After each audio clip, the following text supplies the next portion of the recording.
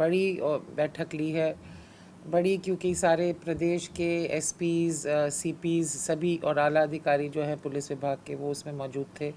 और करीब 4 साढ़े 4 घंटे चली इस मीटिंग में बड़ी विस्तृत चर्चा हुई। जो प्रदेश की लॉ एंड ऑर्डर की स्थिति है, हर उसको बड़ी बारीकी से चर्चा हुई है। और सीएम साहब ने बहुत ही, मैं कहूँगी, बहुत ही सख्त निर्देश दिए हैं कि लॉ एंड ऑर्डर को लेकर वो बहुत ही गंभीर हैं। पुलिस को भी ये निर्देश दिए गए हैं कि अपराध और अपराधियों के लिए ज़ीरो टॉलरेंस होनी चाहिए हरियाणा प्रदेश में। वो खुद भी इलाके में निकलें, टूर करें, पब्लिक के सामने दिखें, थानों में मौजूद रहें, थानों की भी विज़िट करें, औचक निरीक्षण भी करें, पब्लिक के साथ जुड़ें और पब्लिक के माइंड में एक कॉन्फिडेंस बिल्डिंग पर भी जोर दिया जाए।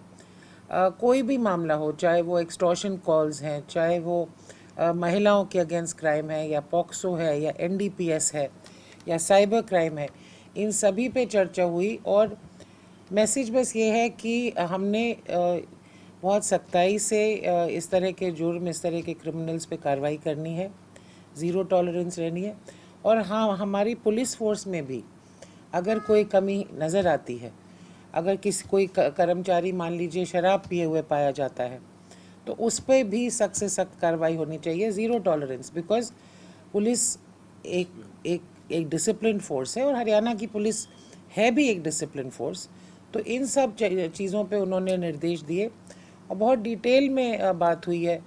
फॉर एग्ज़ाम्पल कि जब जैसे गर्ल्स कॉलेजेस एंड स्कूल्स हैं, वहाँ पर पीसीआर होनी चाहिए, वहाँ पेट्रोलिंग होनी चाहिए।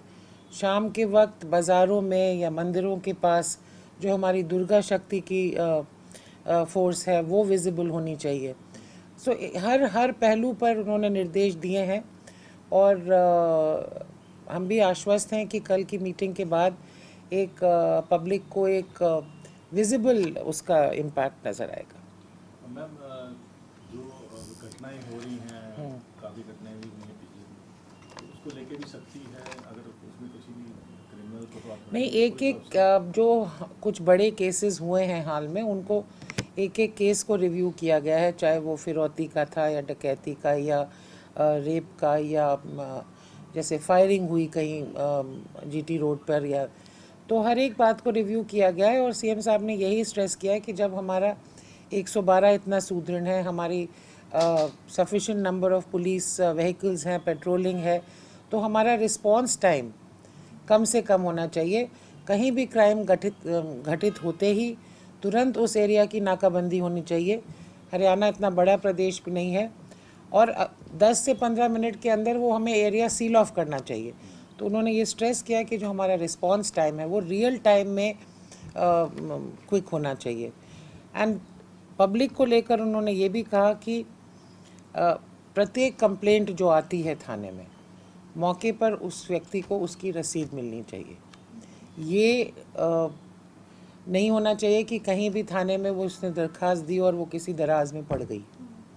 सो इस पे भी उन्होंने ज़ोर दिया है कि पब्लिक के साथ रिस्पांस हो, क्राइम के लिए रियल टाइम रिस्पांस हो, और जो मॉनिटरिंग है वो थाना लेवल पे होएगी।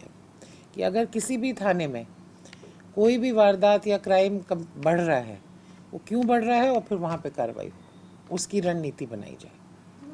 any specific directions as far as drugs are concerned, क्योंकि जो दूसरा प्रदेश है पंजाब, वहाँ पे युद्ध नशे विरुद्ध चल रहा है और हरियाणा में भी सेम प्रॉब्लम है, तो ड्रग्स को टैकल करने के लिए या कोई कोऑर्डिनेटेड अप्रोच? नहीं, ड्रग्स को लेकर भी चर्चा हुई, एंड इनफैक्ट हरियाणा ने इस पे तो बहुत बड़ा एक तरह से युद्ध स्तर पे काम हो ही रहा है, और हमारे बहुत सारे गांव ड्रग फ्री भी डिक्लेयर हो चुके हैं।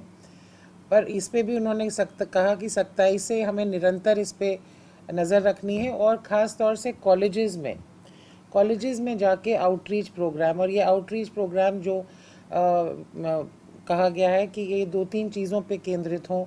एक तो कि जो क्राइम अगेंस्ट विमेन है उस पे भी हमें यूथ को सेंसिटाइज करना है, और ड्रग्स, इन 2 मुख्य बातों पे कॉलेजेस में आउटरीच करने के लिए भी निर्देश दिए गए हैं।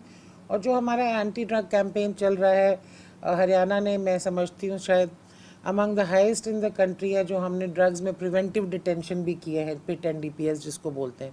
सो ये भी रिव्यू किया गया और इसमें भी ये कड़े निर्देश दिए गए हैं।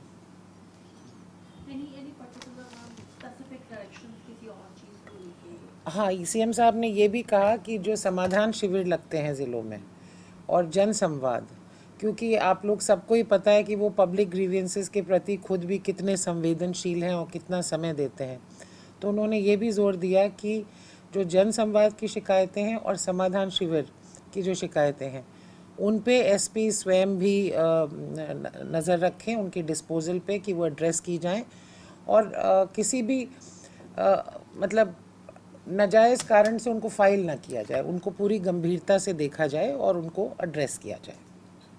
हमसे जुड़े रहने के लिए हमारे YouTube चैनल को सब्सक्राइब करें और नई वीडियो की नोटिफिकेशन के लिए बेल आइकॉन को दबाएं।